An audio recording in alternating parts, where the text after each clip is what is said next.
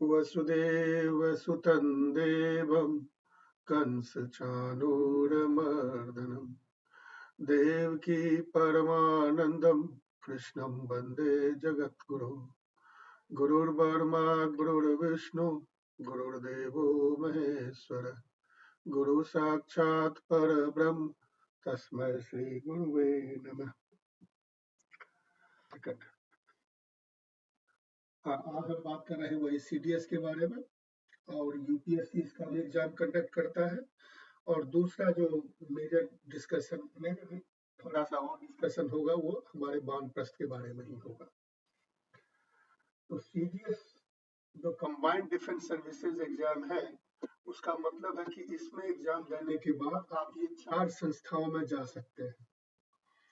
OTA Chennai, जिसको पहले OTA Madras कहा जाता था, और हमारे साथ तिवारी जी है। तिवारी जी यहाँ के ग्रेजुएट है। 1971 तिवारी जी या 70 में कमीशन लिए? 16 जनवरी 1972, 72। अच्छा, राइट आफ्टर बांग्लादेश का जो लड़ाई हुआ था उसके बाद ये कमीशन लिए थे। उसके बाद एक है IMA देहरादून। IMA मतलब इंडियन मिलिट्री एकेडमी देहरादून, और OTA मतलब ऑफिसर्स ट्रेनिंग एकेडमी चेन्नई अभी हो गया, पहले मद्रास था। साथ में INA इंडियन नेवल एकेडमी इजीमाला और एयर फोर्स एकेडमी हैदराबाद। ये चारों के लिए एक साथ एग्जाम होता है सीडीएस। उसका क्राइटेरिया वगैरह क्या है वो मैं बताऊंगा। ये जो लोग पास करते हैं सबका ट्रेनिंग मुख्यतः ओटीए में 10 महीने का ट्रेनिंग होता है। 1 साल रख लो आप, दिवाली रख कीजिए, गलत अगर बोलूं तो मुझे भी याद नहीं है। 1 साल का था। 1 साल का 2 सेमेस्टर। हम लोग को लड़ाई के लिए उन्होंने 71 वार लॉन्ग चलने वाली थी, इसलिए हमें जल्दी से उन्होंने कमीशन कर दिया था, ट्रेनिंग पीरियड। खैर इसमें 2 सेमेस्टर होता है, और हर एक सेमेस्टर तकरीबन 150 दिन का होता है, 160 दिन का होता है। और IMA देहरादून में जो डायरेक्ट एंट्री आते हैं उनका 1.5 साल का ट्रेनिंग होता है। 6 महीने अलग होता है ट्रेनिंग, और फिर उसके बाद एनडीए वाले जो कल पिछले शनिवार को बताया था, एनडीए वाले आकर के उनके साथ जुट जाते हैं, तो 1 साल उनके साथ ट्रेनिंग करते हैं, तो उनको हम लोग डायरेक्ट एंट्री बोलते हैं। एग्जाम एक ही है, मैं आर्मी के बारे में बात कर रहा हूँ, इसके बारे में नहीं ज्यादा जानता हूँ। जो ओटीए से अफसर बनते हैं उनको शॉर्ट सर्विस कमीशन कहा जाता है, मतलब उनको 5 साल नौकरी करना जरूरी है।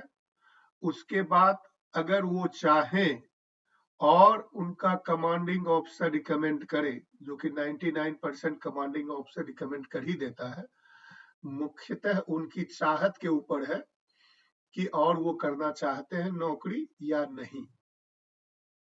मेरे साथ 2-3 थे ओटीए ऑफिसर, उनमें से ज्यादातर तो चाहते थे, जो मेरे यूनिट में थे वो नहीं चाहते थे, तो वो 5 साल के बाद बाहर निकल गए। जो IMA आते हैं, एग्जाम एक ही है, सब कुछ एक है, लेकिन जो IMA आए उनको हम डायरेक्ट एंट्री बोलते हैं, और वो परमानेंट कमीशन होता है, यानी कि उनको 5 साल के बाद जाने की छूट नहीं होती है। वो उतना ही परमानेंट होते हैं जितना एनडीए वाले होते हैं, तो उसमें कोई अंतर नहीं है। केवल यही कोई एनडीए में हम लोग 3 साल ट्रेनिंग करते हैं, वो बाहर से ग्रेजुएट होके आते हैं तो यहाँ पे 1.5 साल ट्रेनिंग करते हैं, जबकि एनडीए वाले यहाँ पे 1 साल ट्रेनिंग करते हैं। नेवल एकेडमी में भी एनडीए वाले भी आते हैं और ये भी रहते हैं, डायरेक्ट एंट्री भी रहते हैं। उसी तरह एयरफोर्स में एनडीए वाले आते हैं और डायरेक्ट एंट्री भी रहता है। तो जो लोग पिछले सैटरडे को अटेंड किए थे, एनडीए को कहा गया था दुनिया का इकलौता ट्रेनिंग ऑफिसर एकेडमी है, ऑफिसर ट्रेनिंग एकेडमी है, जिसमें तीनों सर्विसेज के लोग एक साथ ट्रेनिंग करते हैं। तो एनडीए में 3 साल ट्रेनिंग करने के बाद जो आर्मी के कैडेट हैं वो IMA आते हैं, जो मेजॉरिटी होते हैं। जो नेवी के कैडेट हैं वो INA इजीमाला आते हैं, और जो एयरफोर्स के कैडेट हैं वो AFA हैदराबाद जाते हैं। तो NDA एक फीडिंग ग्राउंड होता है जो फीड करता है इन तीनों को। अब इसका क्राइटेरिया वगैरह क्या है वो हम देखते हैं, और उसको देखने के लिए एंट्री का वही तरीका, रिटन टेस्ट बाय UPSC जिसपे आज फोकस है, उसके बाद SSB, उसके बाद मेडिकल। सबका मेडिकल का क्राइटेरिया अलग होगा, सबका मतलब नेवी का अलग, एयरफोर्स का अलग, एयरफोर्स में फाइटर के लिए अलग, नेवी में सबमेरीन जो ऑप्ट करेगा उसके लिए अलग, ऐसे ऐसे करके होगा क्राइटेरिया, आर्मी के लिए अलग। लेकिन हम अभी आज के दिन में भी फोकस UPSC पे कर रहे हैं। इसका एग्जाम साल में 2 बार होता है, और आप ऑनलाइन ही अप्लाई कर सकते हैं, कोई और तरीका अप्लाई करने का नहीं है। ये वेबसाइट है, तो अभी हम जाएंगे यहाँ पे। इस साल का एग्जाम जो है सो 21 अप्रैल को होगा, और कुल मिलाकर के 457 वैकेंसी है, और इसका डिस्ट्रीब्यूशन में बताऊंगा जब उस पे जाएंगे तो। और ये भी एक PDF फाइल है, ये इसी पे मैं आज पूरा टाइम दूंगा। इस PDF फाइल को अच्छी तरह स्टडी करेंगे, और वही मुख्य कंटेंट है आज के लिए। ये जो एग्जाम 21 अप्रैल को होगा, इसके लिए फॉर्म का लास्ट डेट जनवरी 29 ही था, मतलब 1-2 महीना पहले हो जाता है। साल में 2 बार होता है। आप गेस कर सकते हैं कि हर एक साल में 2 बार अगर होता है, 450 के आसपास है, तो साल में 900 के आसपास लोग सेलेक्ट होते हैं। और आप चेक कर सकते हैं इंटरनेट पे, CDS एग्जाम देने वालों की संख्या भी लाखों में होगी। CDS 2 मतलब दूसरा एग्जाम जो होगा CDS, उसका डेट ही सब अनाउंसमेंट में 15 को होगा। आंसर के लिए केवल बॉल पेन यूज करना है, ब्लैक बेल बॉल पेन, कोई और पेन नहीं यूज हो सकता है। और वही मार्कशीट होता है सर्किल वाला, जो बबल को आपको क्रॉस करना पड़ता है। एज यूजुअल नेगेटिव मार्किंग 1/3 होता है इसमें भी। अब ये सब कहानी में ये PDF से बात करूंगा। ये मैं यहाँ लिखा हुआ था कि किस पेज पे जाना है, लेकिन इसको भी शुरू से पूरा देख लेंगे, और इसका लिंक हम दे देंगे। ये PDF फाइल है, और इस PDF फाइल में सब कुछ लिखा रहता है। एलिजिबिलिटी क्या है, जनरली 18 से 23 साल के लोग अप्लाई कर सकते हैं। डिटेल में आप देख सकते हैं, इस पे अप्लाई करने का यही तरीका है। अगर आपने अप्लाई करने में कुछ इंफॉर्मेशन दिया, उसको चेंज करना है, तो उसका तरीका बताया हुआ है कि आप उसको कैसे चेंज कर सकते हैं। ग्रेजुएट होना चाहिए एट टाइम ऑफ एंट्री, मतलब आपने एग्जाम दे दिया है, रिजल्ट नहीं आया है, फिर भी आप रिटर्न टेस्ट दे सकते हैं, SSB दे सकते हैं, मेडिकल करवा सकते हैं। लेकिन जब जाएंगे उस एकेडमी में, उसके पहले आपके पास सर्टिफिकेट होना चाहिए। तो बहुत जगह इंडिया में देखते हैं कि कॉलेज सर्टिफिकेट 1 साल 2 साल लेट करके देता है, तो उसमें जो प्रोविजनल सर्टिफिकेट है उसका वैल्यू हो जाता है।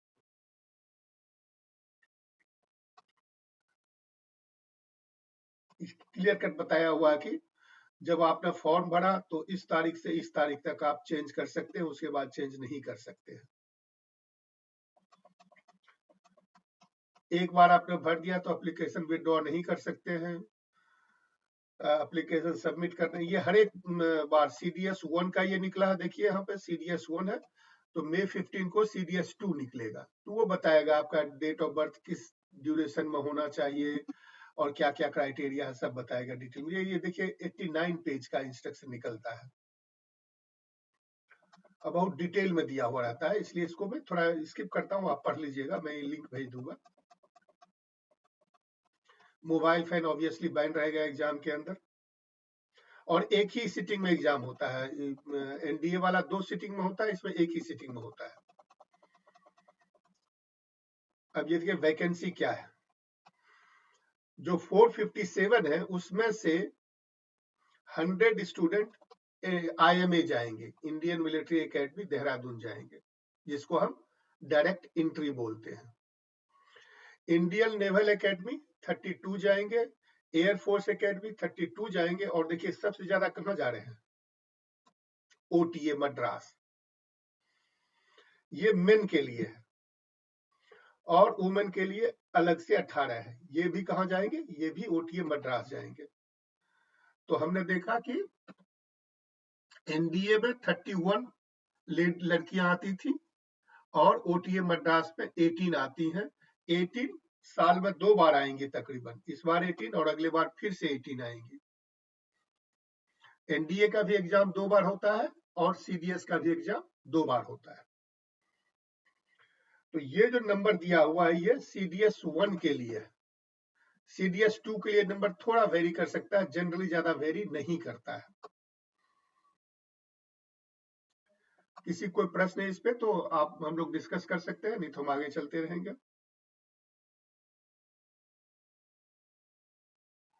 नहीं है।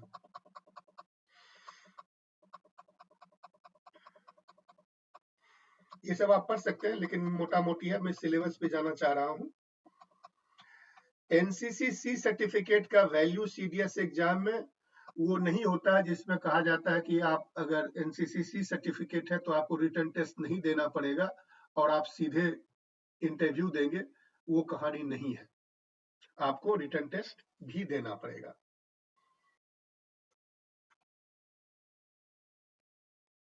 लेकिन उसके लिए आपको कुछ वैल्यू मिलता है, कुछ एडवांटेज है। एग्जाम का सेंटर बिहार में पटना है और गया है। पटना में एग्जाम होगा और गया में, बाकी जगह तो हर एक दिया हुआ सेंटर। और ये इन पर्सन एग्जाम होता है, ऑनलाइन नहीं होता है। ये गया है और उधर पटना था। अब ये देखिए, ये जरूरी है, आप सिटीजन होना चाहिए इंडिया का, नेपाल का सब्जेक्ट है तो भी आप चलेगा, और इंडियन ओरिजिन का जो इन देशों में रहते हैं वो भी चलेगा। लेकिन ये लोग को एक सर्टिफिकेट लेना पड़ता है गवर्नमेंट से। देखिए कैटेगरी 2 ये है नेपाल का सिटीजन और ये दूसरे देश का citizen. Certificate of eligibility has been issued by government of India, से एक सर्टिफिकेट लेना पड़ता है और वो भी एग्जाम दे सकते हैं। लेकिन अगर गोरखा सब्जेक्ट है नेपाल के तो आपको जरूरत नहीं है वो सर्टिफिकेट का।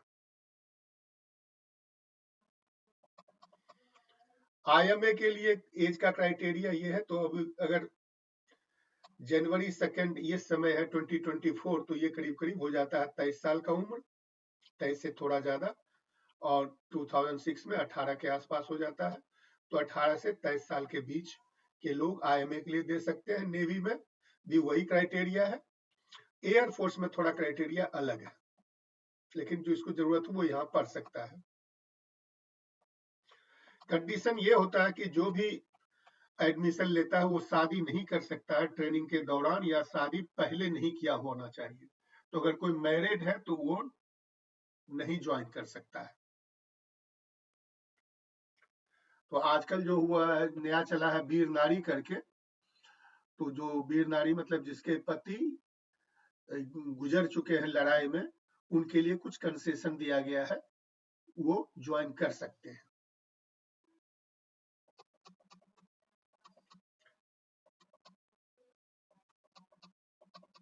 तो बाकी क्राइटेरिया आप देख लीजिएगा। डिग्री ऑफ रिकॉग्नाइज्ड यूनिवर्सिटी या इक्विवेलेंट होना जरूरी है आईएमए और ओटीए के लिए। नेवल एकेडमी में इंजीनियरिंग का डिग्री जरूरी है। तो जो एनडीए से नेवी के अफसर आते हैं वो जनरली एग्जीक्यूटिव ब्रांच में जाते हैं, या वो ऑप्ट कर सकते हैं इंजीनियरिंग ब्रांच के लिए।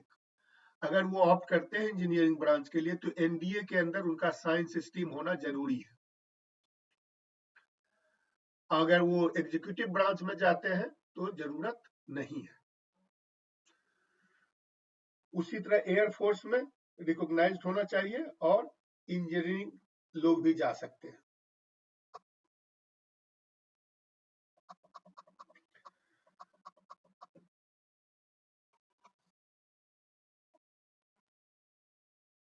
ये सब तो वही एज का क्राइटेरिया दिया हुआ है।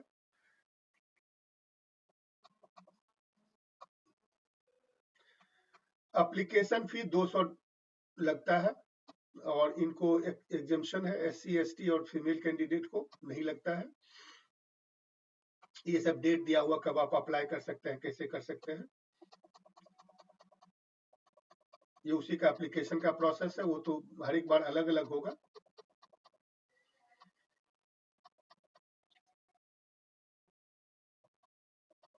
ये सब क्राइटेरिया किस कारण आपको एग्जाम देने से मना किया जाएगा, रोक दिया जाएगा, ये सब टेक्निकल। लास्ट डेट कब अप्लाई कर सकते हैं, कैसे चेंज कर सकते हैं। अब हम देखना चाहते हैं केवल हाउ टू अप्लाई हो गया, सब्जेक्ट और टाइम अलाउड ये देखेंगे 19 पेज पे जा करके।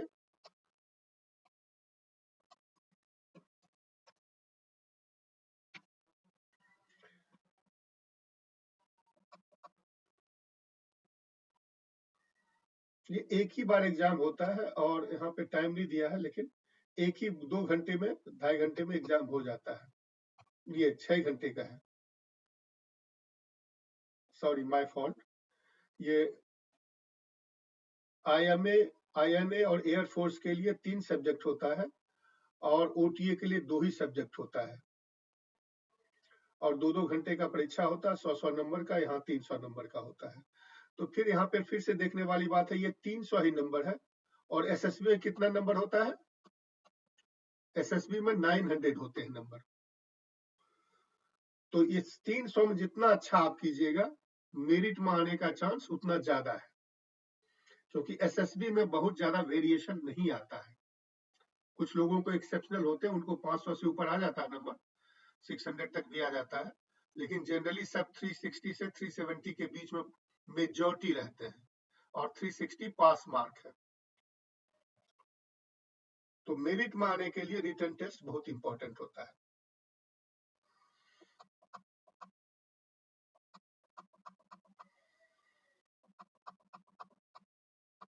अब बाकी तो सिलेबस बताया हुआ, लेकिन इसमें ग्रेजुएट है, इसलिए ग्रेजुएट का सिलेबस सब रहेगा। तैयारी करने के लिए आपको अंग्रेजी अच्छी तरह आना चाहिए, मैथ्स सॉलिड होना चाहिए, साइंस भी, और जनरल नॉलेज और इंटेलिजेंस। ऐसा नहीं है इसमें कि आप सब्जेक्ट चुन नहीं सकते हैं। जैसे IAS के एग्जाम में आप कह सकते हैं मेरा मेजर हिस्ट्री है, मेरा मेजर ये है, मेरा मेजर वो है, इसमें वो फिक्स है, उसमें आपका ऑप्शन नहीं है। और कुछ था इंपॉर्टेंट, सिलेबस दिया हुआ इस पेज पे, वो तो आप देख सकते हैं सिलेबस पूरा। तो हम इतना ही करना चाह रहे थे, सिलेबस आप देख सकते हैं इसमें डिटेल में, इसको भी यहाँ ऑनलाइन देखने की जरूरत नहीं है।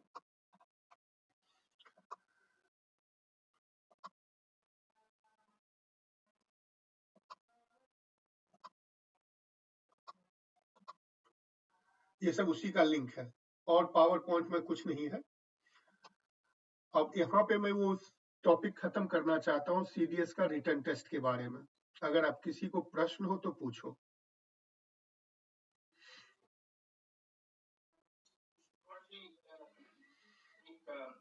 विचार में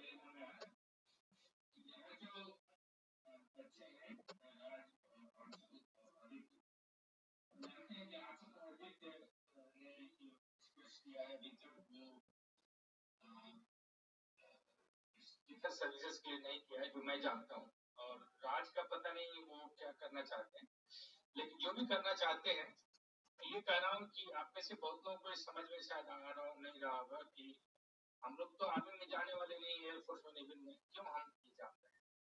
तो जरूरी इसलिए जानना है कि एक तो अगर इसकी तैयारी आप करते हैं साइड में भी, तो आपका जनरल नॉलेज और सब्जेक्ट्स बहुत अच्छे हो जाएंगे, क्योंकि ये इम्तिहान कड़े होते हैं और टाइम की पाबंदी रहती है, तो एक आदत आपको लग जाती है। दूसरी जो इम्पोर्टेंट बात है वो ये है कि कल की लड़ाई जब आप लोग बड़े होंगे या आप लोग उस उम्र में होंगे, तो वो लड़ाई केवल हाथ से और हथियारों से नहीं लड़ी जाएगी, वो टेक्नोलॉजी से भी लड़ी जाएगी। तो आपको पता होना चाहिए कि टेक्नोलॉजी क्या क्या जाती है। तो अगर आप सॉफ्टवेयर इंजीनियर बनना चाहते हैं या